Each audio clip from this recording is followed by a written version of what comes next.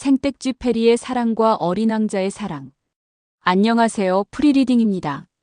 우리 모두가 잘 알고 있는 어린 왕자는 따뜻하면서도 철학적인 이야기를 통해 사랑과 책임, 관계 맺기에 대해 깊이 성찰하도록 만드는 작품입니다.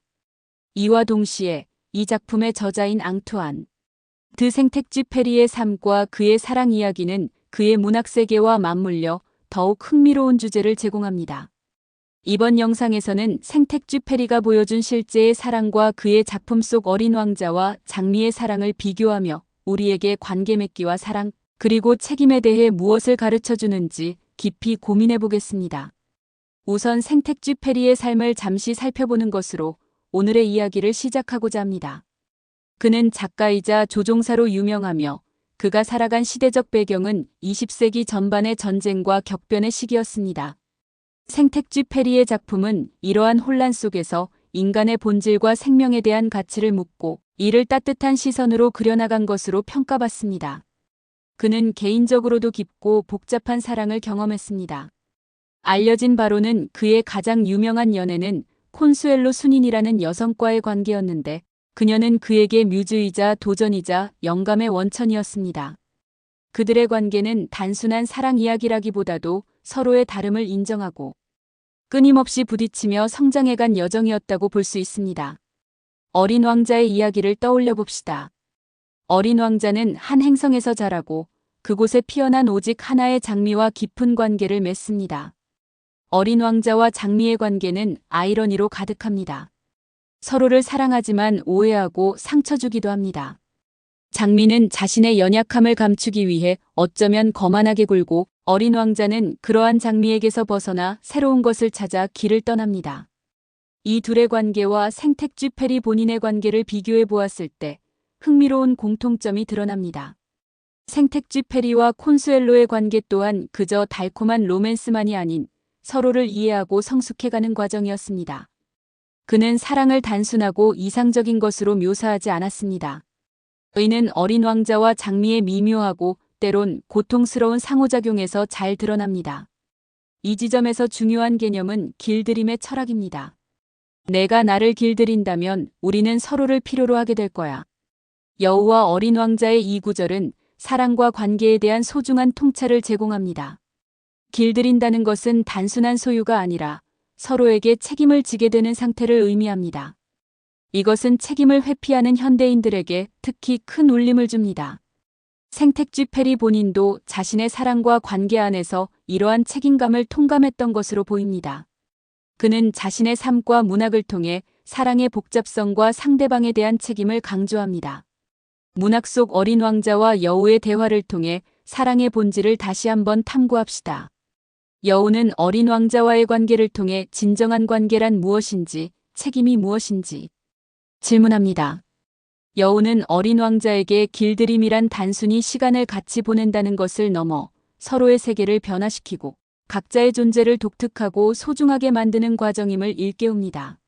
의는 사랑이 단순한 감정의 소모가 아니라 관계 속에서 서로를 인정하고 책임지는 성숙한 행위임을 의미합니다. 생텍쥐 페리와 그의 연인이었던 콘수엘로의 관계 역시 이와 맥락을 공유합니다. 서로의 다름 속에서 상처를 주기도 하고 받기도 했던 그들의 관계는 궁극적으로는 서로를 더 깊이 이해하고 성장시키는 여정이었다고 할 수 있습니다. 책에서 어린 왕자가 장미를 떠나 여러 행성을 여행하는 장면은 어쩌면 생텍쥐 페리가 느꼈던 사랑에 대한 방황과 갈등을 반영한 것일지도 모릅니다.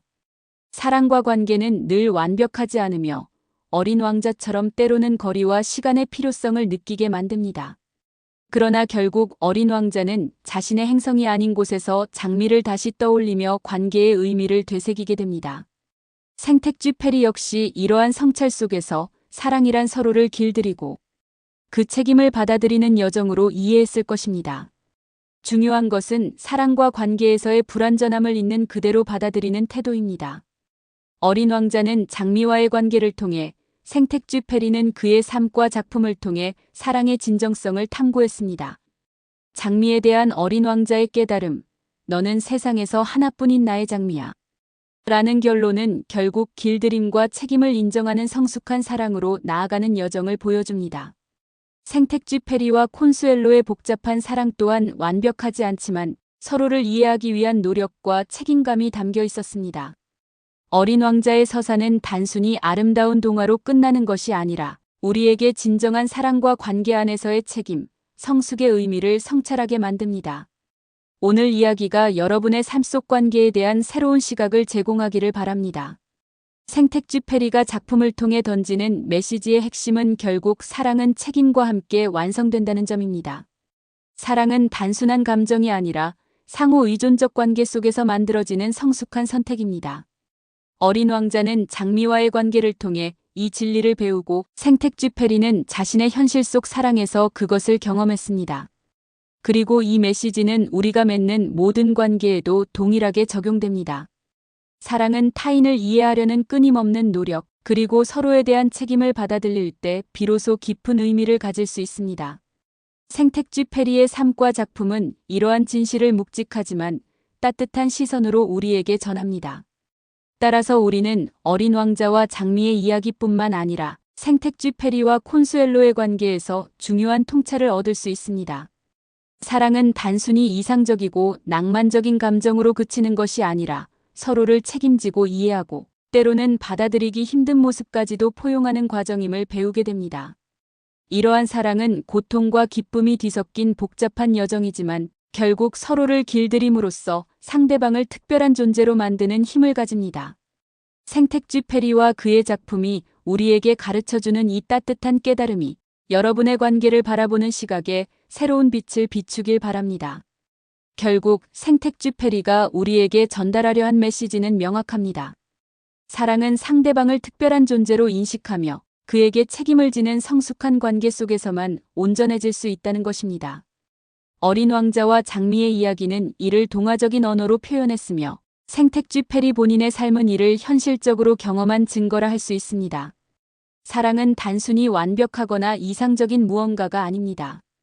그것은 불완전함을 인정하고 끊임없이 이해하려는 노력과 책임의 실천 속에서 깊은 의미를 발견하는 여정입니다. 여러분도 이러한 사랑과 관계 속에서 진정한 의미를 찾을 수 있기를 바랍니다. 함께 해주셔서 감사합니다.